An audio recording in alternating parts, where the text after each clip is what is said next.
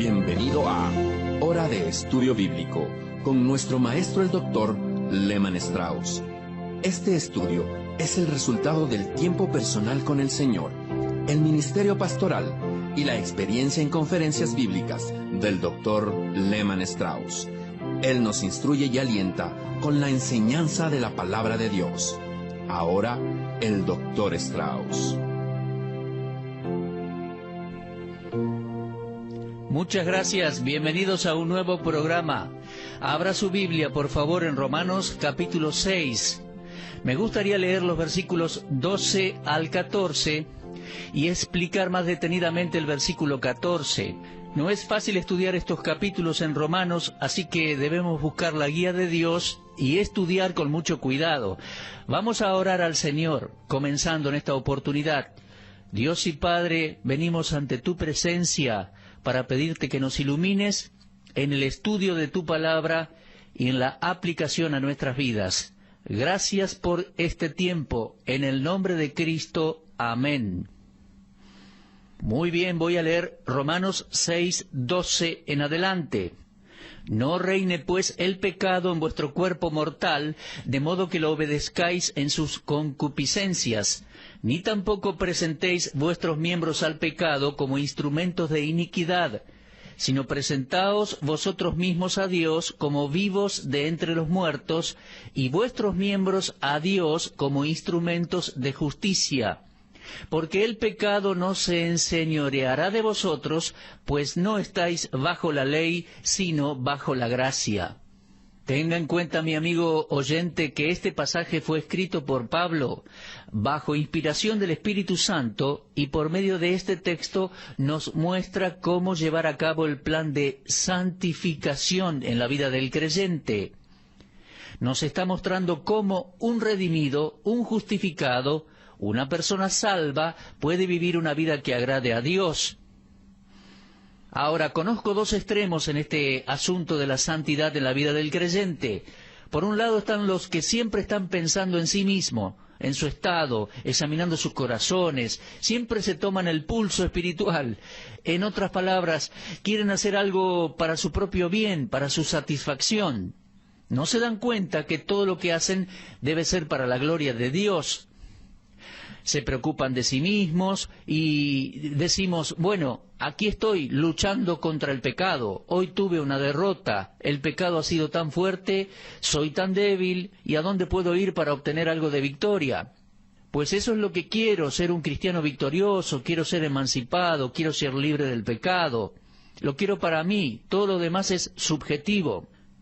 Bueno, creo que esta manera de pensar está mal, porque 1 Corintios 10:31 dice, si pues coméis o bebéis o hacéis otra cosa, hacedlo todo para la gloria de Dios. La primera consideración en la vida del creyente debe ser siempre la gloria de Dios. Debemos vivir para la gloria de Dios. Debemos vivir para su gloria, y solo cuando miramos a la vida de esa manera es que vamos a ver lo que debemos ser ante Dios y por qué debemos ser santos. Mi amigo, la verdadera razón para ser santo no es la de no ser más miserables, ni sentirnos cómodos, ni ser victoriosos. El motivo mayor para ser santo es que podamos glorificar a Dios. 1 Pedro 1:16 dice, sed santos porque yo soy santo, dice el Señor. Y Pedro cita allí el Antiguo Testamento, específicamente Levítico. ¿Por qué tenemos que ser santos? Bueno, alguien me dirá, porque me siento mejor, estoy más feliz, mi mente está tranquila, duermo mejor si tengo victoria sobre el pecado. Bueno, esa no es la razón por la cual tenemos que ser santos. Debemos ser santos porque el Señor es santo. Debemos ser santos no por interés propio, sino para la gloria de Dios. Y toda enseñanza en cuanto a santidad que comience con nuestras necesidades en vez de la gloria de Dios no es bíblico. Entonces, ¿cómo hacemos esto? Bueno, hay dos cosas que se pueden hacer y ambas pueden ser extremas. Por un lado están aquellos que enseñan que no hay que hacer nada al respecto. Me acuerdo en una ocasión, cuando era adolescente casi, que me llevaron al hospital por una apendicitis y me acuerdo que el médico me dijo, bueno, relájese, quédate tranquilo, nosotros nos vamos a encargar de todo. No te preocupes de nada. Así que me internaron, se ocuparon de mí, me prepararon, me anestesiaron y procedieron a sacarme el apéndice. Yo solo hice lo que me dijeron, nada, me relajé, quedé quieto, dejé a los médicos y las enfermeras hacer su trabajo y simplemente me sometí a ellos. Bueno, hay creyentes que creen que esa es la manera de llevar una vida santa, que ese es el camino a la victoria. Relajarse y dejar que Dios haga todo. Bueno, hay algo de verdad en eso. Debemos confiar y descansar en Dios. Y hay ciertas cosas que Dios va a hacer. Pero la iglesia no es un hospital o una clínica, mi amigo. Muchas veces la gente va a la iglesia como a una clínica donde alguien va a hacer todo por nosotros. Pero en la santificación juega un papel muy importante nuestra responsabilidad. Es verdad que mucho se ha hecho por nosotros y que se nos debe recordar quiénes somos como creyentes y qué somos. Hemos sido identificados con Cristo, hemos sido unidos a Cristo y ese Cristo, nuestra cabeza viviente, es el poder por el cual vivimos una vida cristiana victoriosa. Pero no nos podemos relajar y no hacer nada. Estamos en un conflicto, estamos en una batalla y hay ciertas responsabilidades que debemos cumplir para tener una vida cristiana victoriosa.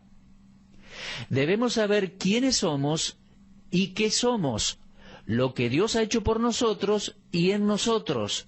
Y luego hay ciertas responsabilidades ligadas con eso. Y eso nos lleva a versículo 14. El pecado no se enseñoreará de vosotros, pues no estáis bajo la ley, sino bajo la gracia. La función práctica de la santificación queda ilustrada en estos versículos por medio de una relación tripartita. La primera relación la encuentro en los versículos 14 y 15. Es la relación del monarca con el sujeto. El monarca es el pecado, no debe tener dominio sobre uno, ya que no estamos bajo la ley, sino bajo la gracia. En versículo 12 tenemos la palabra reine, y aquí Pablo usa la palabra enseñorear o dominar.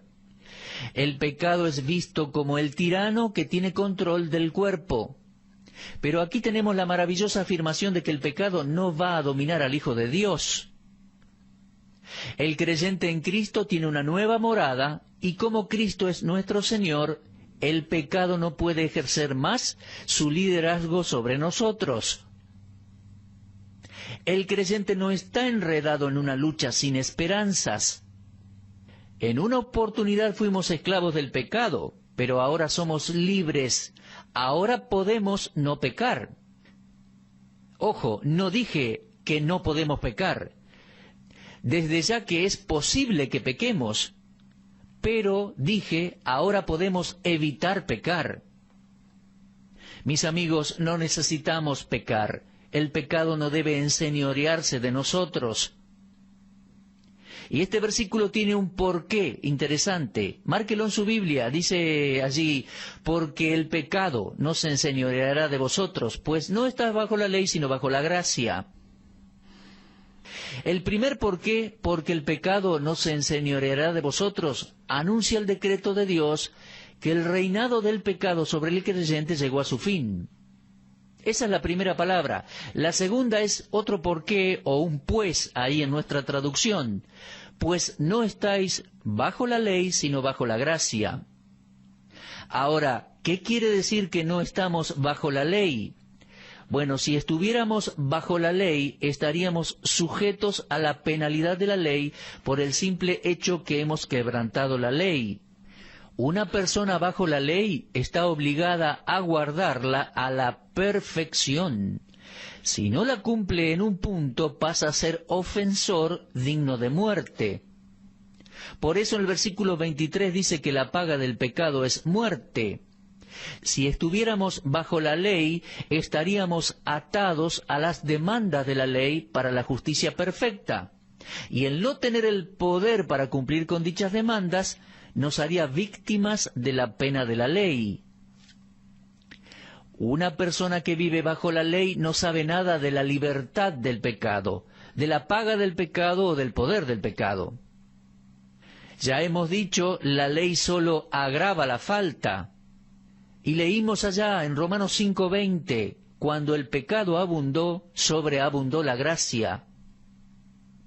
En otras palabras, el propósito de la ley es mostrar la pecaminosidad extrema del pecado, de manera que si estuviéramos bajo la ley, estaríamos atados a sus demandas.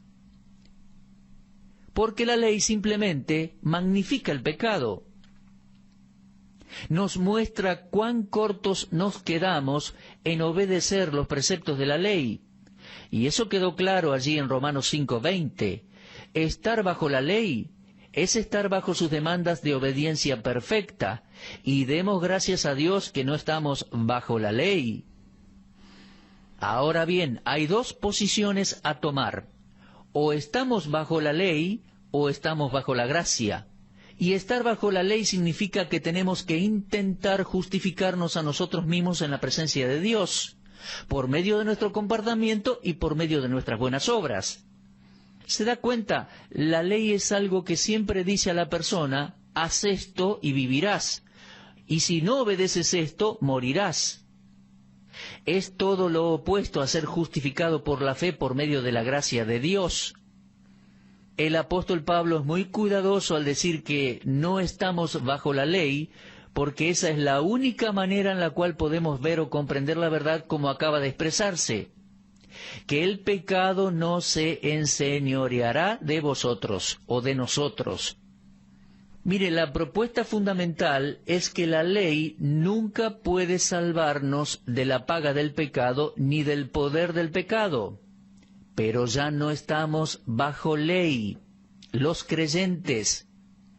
Y bueno, viene otra pregunta. ¿Qué significa estar bajo gracia o la gracia de Dios? Mire, estar bajo la gracia es lo opuesto. Cuando estábamos bajo la ley, el pecado se enseñoreaba de nosotros. Ahora, bajo la gracia, el pecado no se puede enseñorear de nosotros. Estar bajo la gracia es estar bajo el efecto, el beneficio glorioso de la muerte sustitutoria de Cristo y su resurrección. Romanos 10:4 dice, el fin de la ley es Cristo. Estar bajo la gracia de Dios implica ser libre del poder y de la pena del pecado. Estar bajo la gracia es estar bajo un sistema de justificación gratuita, y la única esperanza para los pecadores es la de ser librados de la ley y estar bajo la gracia. Pablo dice, el pecado no se enseñoreará de vosotros. El pecado no se apoderará de vosotros, los creyentes. El pecado no los va a dominar, porque ya no están más bajo la ley, sino bajo la gracia. Me da un poco de tristeza cuando conozco a personas que están luchando para poder cumplir la ley, creyendo que si lo consiguen, al obedecer los mandamientos y consignas, al comportarse de la mejor manera posible, van a estar bien con Dios. Me encuentro con personas así frecuentemente, pero recuerde que nadie puede. Recuerdo en una oportunidad estaba viajando, un hombre se sentó al lado mío y me preguntaba qué tipo de trabajo yo hacía, cuál era mi profesión. Le dije que era pastor, ministro del Evangelio, que enseñaba la Biblia y que iba a un seminario a dar unas clases. Y me respondió, a mí me interesa la Biblia. Y así que le pregunté, ¿es usted creyente? Bueno, me dijo, estoy tratando. Bueno, así que le pregunté, ¿de qué forma? Y me dijo, estoy intentando guardar la ley, obedecer los mandamientos, hago lo mejor que puedo cada día. Bueno, yo le pregunté, ¿cuál es el primer mandamiento? Bueno, y se quedó pensando por un rato y me respondió, bueno, la verdad que no me acuerdo bien cuál es el primero. Entonces le dije, ¿cuál es el segundo? Y bueno, pensando un poco, ese hombre recordó solo 3. No matarás, no cometerás adulterio y no robarás. Miren, sabía 3 de los 10. Y cuando le pregunté, él admitió que ni siquiera había obedecido esos 3 que sabía. Imagínese, estaba condenado por la propia expectativa que tenía. Le mostré después que la ley no tiene poder para salvar. Y si él está bajo la ley, entonces estaba bajo condenación, bajo castigo, e iba a ser separado eternamente de Dios. Mi amigo, los creyentes no estamos bajo la ley, sino bajo la gracia ahora. El pecado no se enseñoreará de nosotros. ¿Se da cuenta del impacto de ese versículo 14? ¿Se da cuenta de su importancia? Ahora fíjese el 15, Romanos 6:15. Tal vez recuerde que al comenzar el estudio dije que había 2 secciones principales y que las dividían 2 preguntas importantes. Versículo 1 al 14, y me refiero a Romanos 6, 1 al 14 es la primera división, y la pregunta que introduce esa sección estaba allí en el versículo 1. ¿Qué pues diremos? ¿Perseveraremos en el pecado para que la gracia abunde? Luego los versículos 2 al 14 fueron prácticamente toda una respuesta y un desarrollo a esa pregunta del versículo 1. Ahora, aquí en el versículo 15 comenzamos con otra pregunta, una nueva sección del capítulo. Y Pablo dice, ¿qué pues? ¿Pecaremos porque no estamos bajo la ley sino bajo la gracia? Mis amigos, llegamos a esta segunda pregunta y a este segundo bloque del capítulo 6. Y esta segunda pregunta marca un cambio importante. ¿Qué significa ese versículo? ¿Cuál es el mensaje? Creo que esta pregunta está relacionada con la del versículo 1. Y creo que en la mente de Pablo provenía de alguien que cuestionaba la gracia, como puede que provenga de alguien que sinceramente quería saber su significado, ¿no? Sea como fuere, Pablo recibe la pregunta con horror, porque responde a ambas preguntas de ninguna manera. Solo pensarlo es aborrecible para la mente de Dios, la mente regenerada. Esas preguntas salen de la ignorancia, de la inconsistencia, de la ingratitud. Primera pregunta, ¿perseveraremos en el pecado para que la gracia abunde? En ninguna manera. Segunda pregunta, ¿pecaremos porque no estamos bajo la ley sino bajo la gracia? En ninguna manera. El hombre que hace estas preguntas no comprende la gracia de Dios. La gracia nunca es suave con el pecado, no es blanda. La gracia ha demostrado inhibir al pecado con más eficacia que la ley. Miren, una persona puede no conocer la ley o puede habérsela olvidado, pero el Espíritu Santo morando en la vida del creyente es sensible al más mínimo pecado y lo convence de ese pecado. Mis amigos, la gracia de Dios es una fuerza mucho más poderosa sobre el mal que la ley. La gracia enseña y triunfa sobre el pecado. Leemos en Tito, capítulo 2, versículos 11 y 12, de la siguiente manera. Porque la gracia de Dios se ha manifestado para salvación a todos los hombres, enseñándonos que, renunciando a la impiedad y a los deseos mundanos, vivamos en este siglo sobria, justa y piadosamente. ¿Se da cuenta lo que hace la gracia? Si examina esos versículos en la epístola a Tito, verá que la gracia no solo trae la salvación, sino que nos enseña a negar la impiedad, el pecado, los deseos mundanos. La gracia nos enseña a vivir de una nueva manera, sobriamente, justa y piadosamente en este mundo. El legalista, mi amigo, que piensa que la gracia es una indulgencia para pecar, es un permiso para pecar, no entiende lo que es la gracia de Dios. Mis amigos, la gracia nos enseña cómo vivir ante Dios y para Dios. Es oportuno mencionar que los gobiernos humanos no conocen otra manera de restringir el mal sino por la ley, pero la gracia de Dios es la manera en que Dios tiene para hacerlo. La persona más santa y piadosa, el hombre más santo y piadoso en el mundo, es el que no está bajo la ley, sino bajo la gracia de Dios. Lehmann Strauss al comienzo de su ministerio trabajó bastante en cárceles.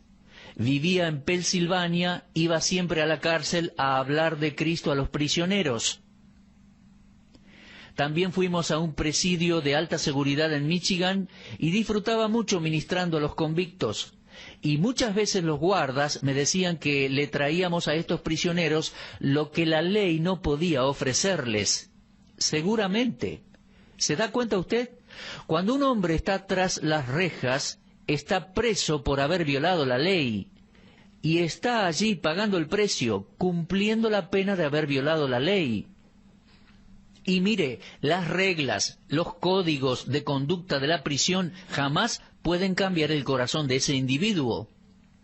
Pero una vez que él escucha el Evangelio de la gracia de Dios y recibe a Cristo como su Salvador, su vida entera cambia. Ese individuo pasa a ser un hijo de Dios. Esa persona pasa a ser un recipiente de la gracia de Dios. Y como pasa a estar bajo la gracia, ya no continúa pecando como antes, pasa a ser un hombre nuevo. Y yo he visto a personas salir de la cárcel transformados por la gracia y el poder de Dios y viviendo una vida santa para el Señor. Recuerdo un hombre en particular que pasó a ser uno de los mejores maestros de la Biblia en el país. Nunca lo escuché dar su testimonio, pero ese hombre se salvó en la celda de una prisión por medio de la palabra de Dios y llegó a ser un gran predicador y maestro. Mi amigo, fue la gracia de Dios la que cambió su vida y no un sistema penitenciario de leyes. Lo que la ley no pudo hacer, lo hizo la gracia de Dios en Cristo Jesús. ¿Se da cuenta? La gracia lo salvó y también le enseñó a vivir una vida santa. Así que planteamos allí la pregunta, ¿qué pues? Versículo 15, Romanos 6:15. ¿Pecaremos porque no estamos bajo la ley, sino bajo la gracia? La respuesta es en ninguna manera, en ninguna manera. Y el desarrollo y comentario de los versículos siguientes le propongo considerarlo en nuestro próximo programa. Se nos ha terminado el tiempo por hoy. Mi amigo, repase y medite en la lectura de Romanos 6. No son capítulos fáciles estos, pero es doctrina bíblica importantísima para el creyente, su santificación y su vida práctica en este mundo. Dios nos ha justificado y quiere enseñarnos una santa y piadosa manera de vivir, y lo quiere lograr en nosotros por su gracia, por la obra de su palabra y la obra del Espíritu Santo, que se desarrolla más que todo en Romanos capítulo 8. Muy bien, con esta perspectiva no nos queremos desanimar, nos queremos motivar para seguir estudiando Romanos 6, 7 y 8 que vendrán si Dios quiere. Muy bien, como les digo, vamos a avanzar en nuestro próximo programa a partir de Romanos 6, 15 y 16. Esa es mi propuesta. Si Dios quiere, los estaré esperando en este mismo lugar y en este mismo horario. Dios les bendiga, mis amigos, y será hasta entonces. Muchas gracias por habernos acompañado. Usted estuvo escuchando Hora de Estudio Bíblico con el maestro el doctor Lehman Strauss. Si desea escuchar una vez más este mensaje, visite nuestra página en la internet www.bbnradio.org. Le dejamos la invitación para que el día de mañana nos acompañe aquí, en este mismo horario y punto del dial. Hora de Estudio Bíblico es una producción de BBN.